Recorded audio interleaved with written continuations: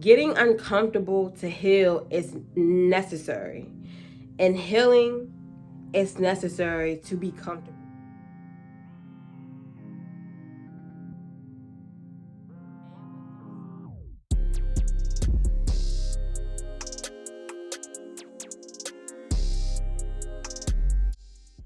Hey, it's NayUplifting Others. If you're new here, welcome. If you're a returning subscriber, hey, uplifters. So, get uncomfortable to heal.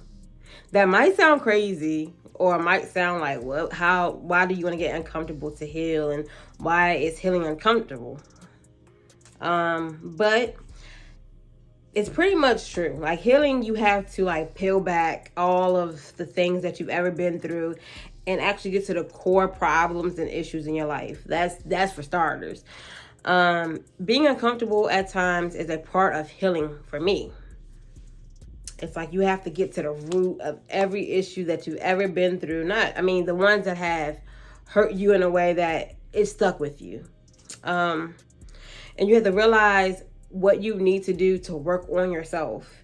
And healing is not about anyone else but you. You can heal differently than the next person. Realizing what you need to work on is very important.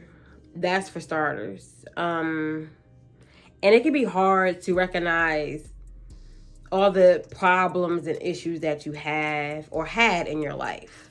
Like, it's hard to like look back over your life and realize, oh my gosh, that hurt me, or whatever the case is.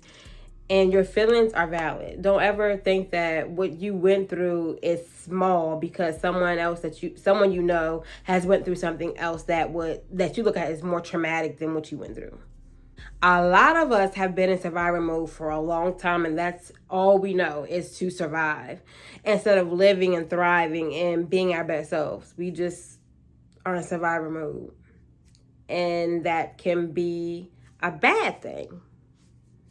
Because survival mode, how can you begin a healing journey in survival mode? You're only looking at ways to just get by and not live. Some unhealthy coping mechanisms are like isolation, drug or alcohol abuse, food addiction, self-harm. Those are things that a lot of us, as being survivors of anything, cope. That's how we cope. That's all we know is to cope with unhealthy things. Not all of us, but most of us.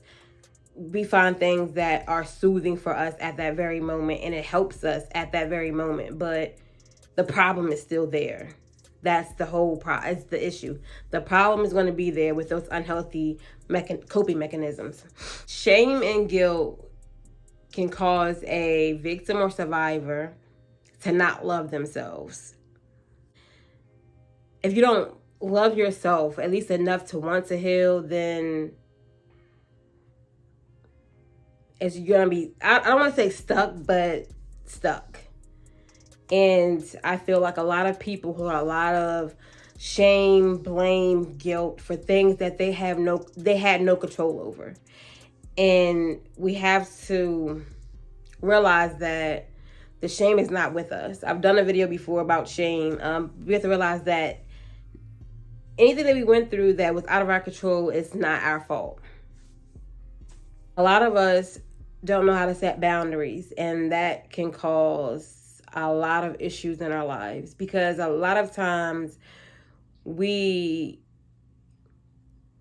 can cause our own pain by not speaking up and letting someone know that what they're doing is wrong for us. Like, we don't want conflict. In my case, I don't like conflict. So what I do is I don't say much, and then it's a buildup of things, and that's harming myself. So setting boundaries is really hard.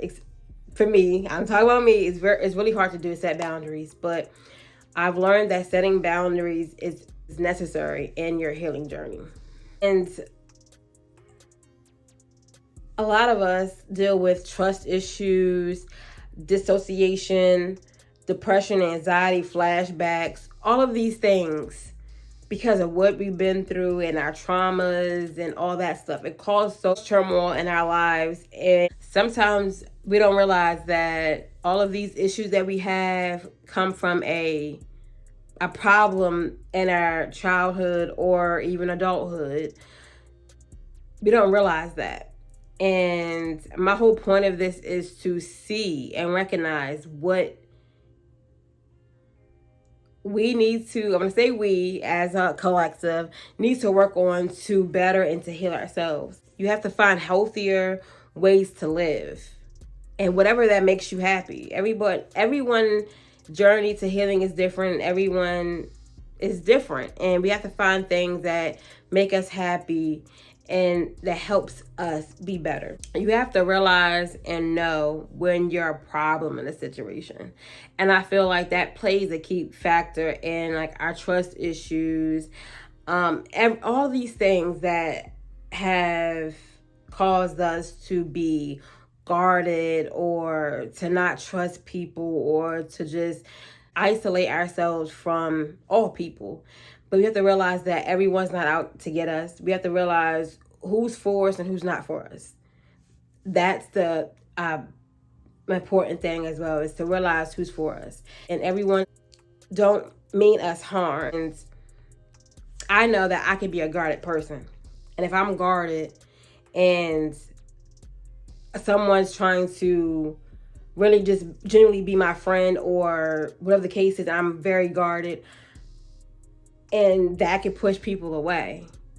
So we have to figure out our issues and our core problems to begin our healing journey, and to accept and admit when we're the problem or that something that we've been through has caused us to be a certain way.